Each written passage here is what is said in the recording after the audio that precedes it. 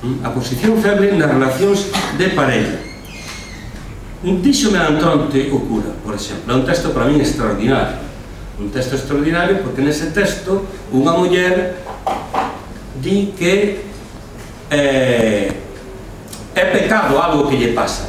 E o pecado non é algo máis vulgar, o sexo, cosas polo estilo, o desexo mesmo.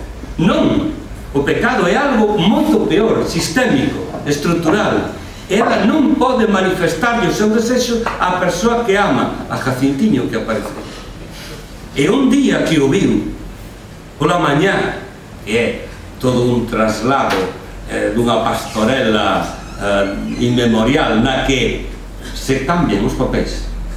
Un día no que o viu pola mañá, na alborada, deitadiño na erva, mollediño todo do orballo, e ali ao pé del suspiraba: ai, Dios mío, quen puidese ser desas ervas que esmagadas por ele, quen puidese ser ese carballo que o abriga, é unha manifestación do desexo, pero ela non pode.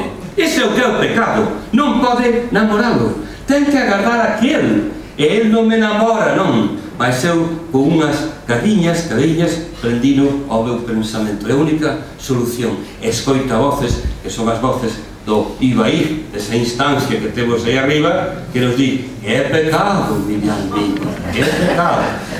Ese é un poema revolucionario.